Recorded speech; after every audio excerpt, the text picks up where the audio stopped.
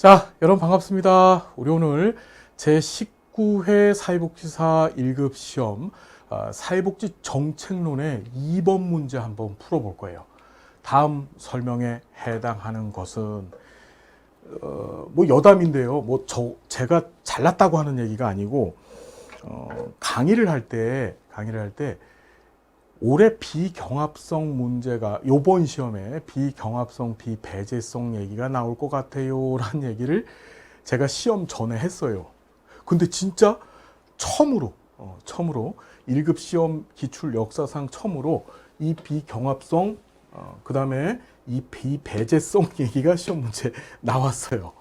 비경합성과 비배제성 얘기가 시험 문제 나와가지고 우리 수험생 여러분들이 저한테 점쟁이라고 별명을 주셨는데 점쟁이 절대 아니고요. 나올 게 나온 겁니다. 앞으로 계속 나오고 더 깊이 있게 나올 거예요. 이 비경합성, 비배제성이라는 게.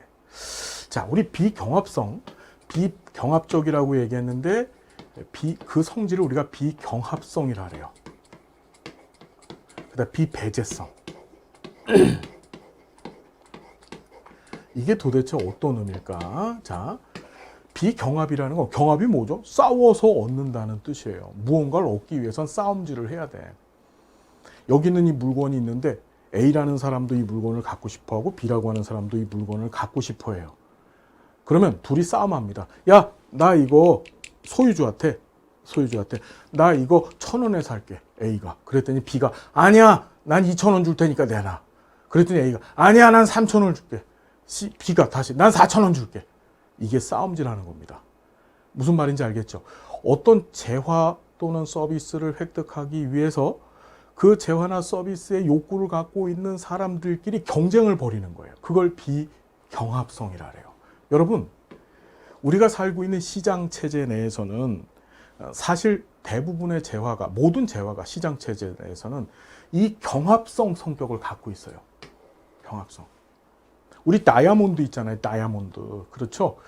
예, 여자분들은 그 다이아몬드 뒷다 좋아하잖아요. 그죠? 근데 다이아몬드 값이 왜 비싸죠? 그렇죠? 예. 자원은 희소한데, 다이아몬드의 숫자는 적은데, 양은 적은데, 그걸 갖고 싶어 하는 사람들이 뒷다 많으니까 가격을 가지고 어떻게 경합하는 거예요. 싸움하는 거야. 내가 더 돈 많이 줄 테니까 다이아몬드 내놔. 아니야, 난 쟤보다 더 줄 테니까 다이아몬드 내놔. 그렇죠?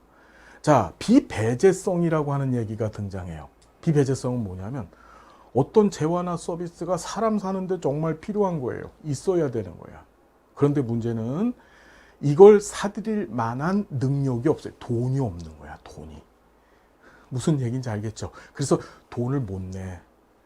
돈을 못 내도 어떻게 배제당하지 않고 그 재화나 서비스를 받을 수 있게 해주는 것을 비배제성이라 해요. 시장 체제는 배제되는 경우가 되게 많습니다. 다 배제돼요, 사실은. 예를 들자면 이거 아주 비싼 물건인데 이거 살 만한 능력이 나한테 없어요. 그렇죠? 이 돈을. 이걸 지불할 만한 능력이 없어요. 그럼 나는 이 재화를 사는 데 있어서 배제당하는 거야. 됐죠? 자, 다시 정리하자면 이 비경합성이라는 거, 비배제성이라는 거 여러분 정리가 되셨죠? 이 비경합성과 비배제성적 성격, 속성을 갖고 있는 재화를 공공재라 그래요. 공공재.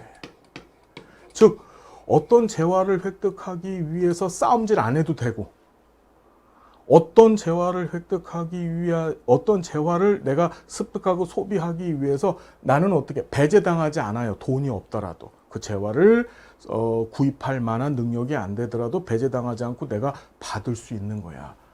자, 이걸 뭐라고 한다? 공공재예요. 그래서 구성원들이 각각 생산에 기여했는지 여부에 관계없이 모든 구성원이 활용할 수 있는 재화, 그건 공공재다. 사실 이 문제는 뒷다 쉬운 문제였었어요. 왜? 재화니까 재자 붙어 있는 것만 찾으면 되는 거였었는데, 그렇죠? 예. 근데 의외로 굉장히 많이 틀렸습니다. 이 문제를. 이유는 뭐지? 이게 처음 등장했거든요. 한번 나머지 것들도 살포시 한번 볼까요? 시험에 계속 등장했던 것은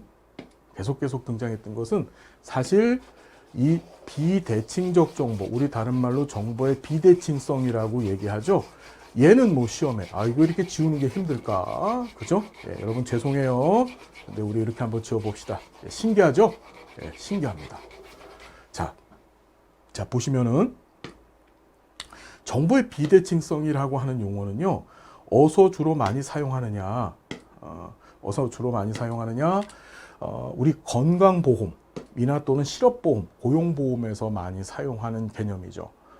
자, 이런 거예요. 정보가 누구 한 사람한테 쏠려 있는 거야. 누구 한 사람한테. 무슨 소리냐? 우리가 보험 가입에 관한 얘기를 한번 해봅시다. 이런 거죠. 보험을 가입하고 싶어 하는 사람이 있어요.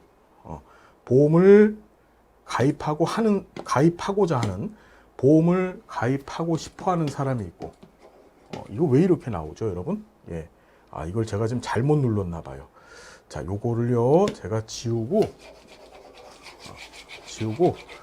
원초적 상태, 예, 즉, 백목을 갖고서 강의를 하는 게 나을 것 같아요. 자, 보시면, 자, 볼게요. 보험 가입자를 놓고 보면 보험회사가 있어요. 보험회사가 있고, 그 다음에 보험회사에 보험 가입을 하려고 하는 사람이 있잖아요. 그죠? 난 보험회사에 건강보험 가입하고 싶어. 그래서 가입을 원하는 자가 있어요. 자, 둘 중에 이 보험의 수가 결정과 관련된 정보를 누가 더 많이 가지고 있을까요? 요걸 잘 생각해야 돼요. 보험의 수가 결정과 관련된 정보. 자, 이런 거죠. 누구한테 있어요? 가입 원하는 자한테 있어요. 예를 들어서 보험 가입자가 고혈압이나 당뇨와 같은 만성질환을 갖고 있다고 한다면 우리가 보험에 확률적으로 본다면 이 사람은 위험에 노출될 가능성이 상당히 많은 사람이에요. 그렇죠. 그래서 보험 전체적인 수가와 보험에 들어가는 보험회사의 비용을 쭉 끌어올리는데 아주 기여할 만한 사람들이죠. 이해되세요? 그래서 어떻게 하느냐? 정보는 누구한테? 이 사람들한테 쏠려 있는 거예요. 가입을 원하는 자한테. 보험회사는 이 사람이 당뇨병이 있는지 고혈압이 있는지를 확인할 수 있는 능력이 없죠. 그 정보는 누구만 알고 있어? 가입을 원하는 자만 가지고 있더라. 근데 이것처럼 한쪽으로 정보가 비대칭적으로 쏠려 있었을 때 발생하는 두 가지 현상이 있는데, 보험 가입하기 전과 보험 가입한 후에 참 이상한 일이 벌어져요. 보험 가입하기 전에는 자, 어떤 일이 벌어지냐면 당뇨나 고혈압을 앓고 있는, 즉 앞으로 위험 발생 가능성이 높은 사람들이 더 죽어라 하고 건강보험 가입하려고 해요. 보험회사에. 이해가 되죠? 그런 현상을 우리가 뭐라래? 역선택이라고 하는 거예요. 역선택. 정보의 비대칭성으로 인해서 뭐가 생겨? 보험 가입 전에 발생하는 현상을 역선택이라고 해요. 역이라는 게 거스를 역자잖아요. 즉 보험회사에 손해를 줄 수 있는 사람이 더 죽어라 하고 보험에 가입하려고 하는 것을 역선택이라고 하더라. 이해됐죠? 자, 보험을 가입한 후에는 어떤 일이 벌어지냐면, 야, 나 보험 가입했어 요번에. 그러니까 어떡하지? 야, 옛날에는 내가 고혈압 당뇨병 걸려 있어가지고서 음식 조절도 하고 이랬는데, 내가 보험 가입했으니까 내가 만일 아프더라도, 그래서 병원에 입원했을지라도 그 비용을 보험회사가 다 내줘. 야, 그러니까 지금부터 나 몸 관리 옛날만큼 하지 않고 좀 막아볼래. 그걸 바로 도덕적 해이라고 하는 거예요. 보험 가입 후에 발생하는 현상. 이해되죠, 여러분? 그래서 이 비대칭적 정보는 다시 한번 얘기하지만 정보가 누구한테 쏠려 있어요? 보험에 있어서 가입을 원하는 자가 보험회사보다 더 많은 정보를 갖고 있다는 얘기고, 그렇죠? 그 다음에 그걸 통해서 보험 가입 전에 발생하는 현상이 역선택, 보험 가입 후에 발생하는 현상을 도덕적 해이라고 하더라. 됐죠? 자, 외부 효과가 있습니다. 외부 효과라는 건 뭐냐면 이런 거죠. 어떤 목적을 갖고서 사업을 진행할 때에 전혀 의도하지 않았던 부수적으로 발생하는 효과를 외부 효과라고 얘기를 해요. 자, 이 외부 효과는 두 가지가 있는데 부정적인 외부 효과가 있고 긍정적인 외부 효과가 있어요. 그럼 뭐냐? 부정적인 외부 효과 같은 경우에는 예를 들자면 이런 거죠. 인형 공장에서 인형을 만들기 위해서 인형 공장을 만들었어요. 인형 만들기 위해서 인형 공장을 만들었는데 거기서 자꾸 폐수가 나오고 오염물질, 연기들이 막 나오고 이러는 거야. 이해되죠, 여러분? 그게 바로 뭐지? 부정적인 외부 효과야. 자, 그럼 이런 부정적인 외부 효과가 터졌었을 때 저와 같은 민간인이 인형공장 사장님한테 가갖고 사장님 지금 저기 연기 나오고 이래요. 그러니까 그거 좀 안 나오게 해주세요. 그러면 사장님 뭐라 그러죠? 너 그냥 집에 가. 네가 뭐 아무것도 안 개워 와서 왜 이래? 이런 소리 합니다. 이해되시나요? 자, 이때 바로 뭐가 필요하냐면 국가의 개입이 필요한 거예요. 국가는 공권력을 갖고 있죠. 그 공권력을 갖고 있어서 이 인형공장 사장님한테 가서 야, 니네 오염물질 내지 마. 벌금. 오염물질 내지 마. 과태료. 너 말 안 듣네. 너 감옥 가자.